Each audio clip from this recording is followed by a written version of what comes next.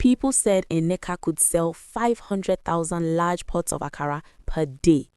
Yes, she sold the best Akara in the whole of Umuaka. She was making so much money that a single day's sales could feed a large town.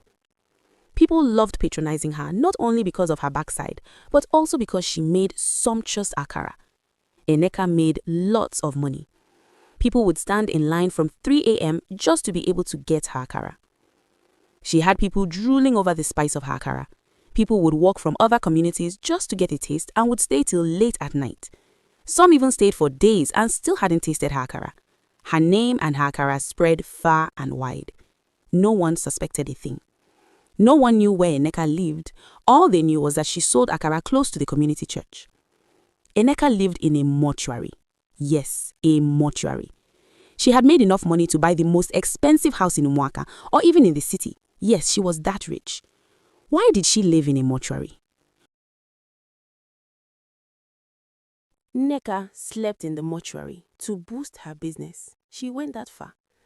She had no child and no husband, yet she enjoyed her peace by focusing on her business. Every day, she cooked with the water used at night to bathe corpses. At first, no one paid attention, because once you tasted her Akara, nothing else in the world seemed to matter. People no longer enjoyed other foods.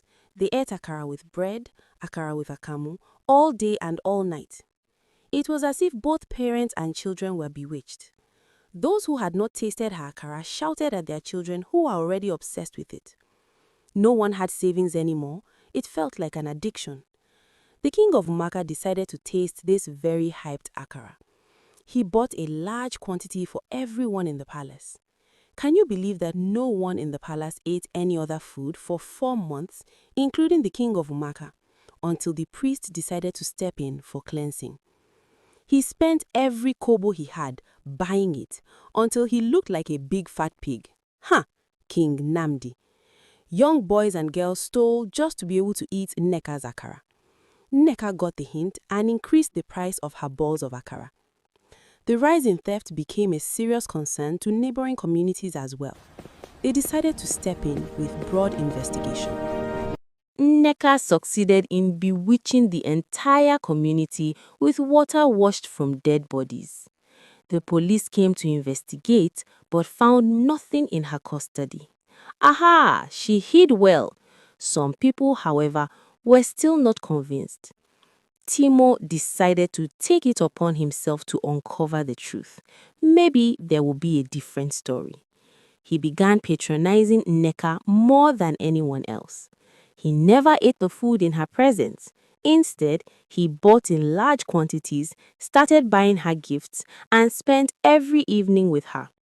She never allowed him to stay till closure, but Timo knew to let it slide so as not to get busted.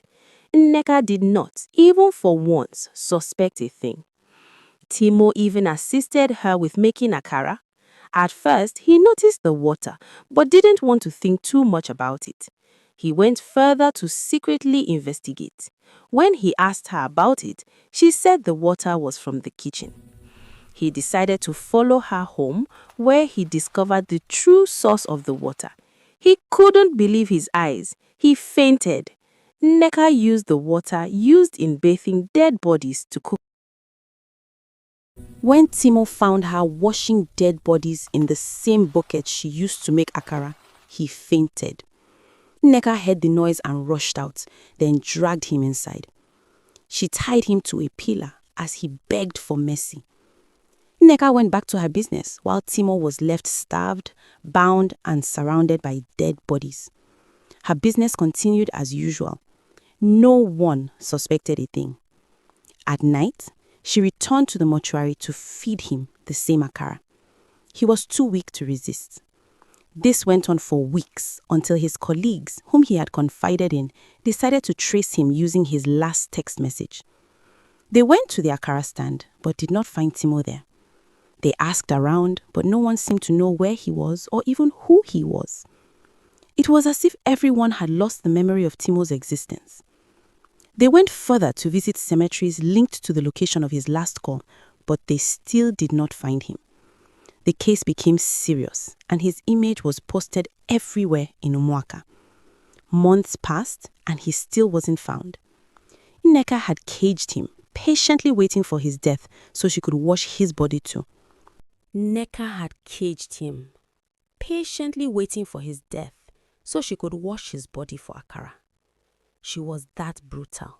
The search performed for a long time until one fateful day, farmers who walked around the mortuary heard a faint cry coming from inside.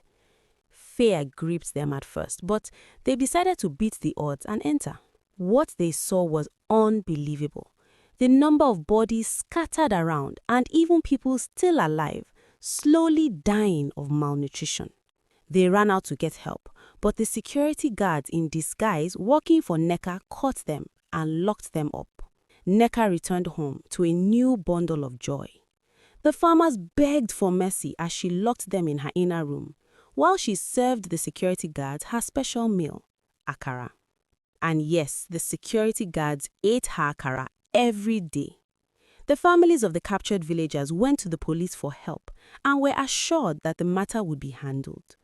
Weeks passed with no positive progress.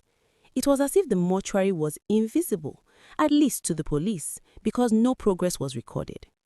The farmers starved until their organs began to consume themselves. Meanwhile, Nneka went back to her Akara stand like nothing happened. The farmers starved until their organs began to eat themselves, yet Nneka still didn't care. She went back to her business as if nothing had happened. After a while, the intense search ended and things slowly returned to normal. Saeed, a little boy who usually patronized Nneka on behalf of his overly strict aunt, was sent to buy Akara late at 3 a.m. She was always open at that hour, selling and collecting money, but that particular night, he didn't see her.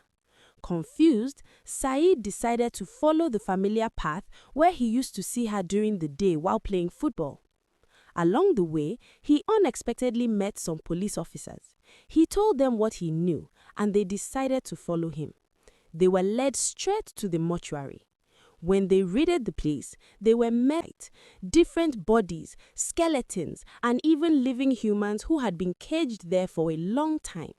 Unfortunately, Timo and the farmers were already dead. The village town crier raised an alarm, calling everyone to rush to the scene. The police and the vigilante group worked together to move everything out of the unregistered mortuary, but Nneka was nowhere to be found. They searched everywhere, but she was long gone. Some people believed she had intentionally wanted to be caught, that she deliberately became careless, allowing a small boy to uncover her secret. Others believed she had planned her escape long before that night. Nneka disappeared without a trace.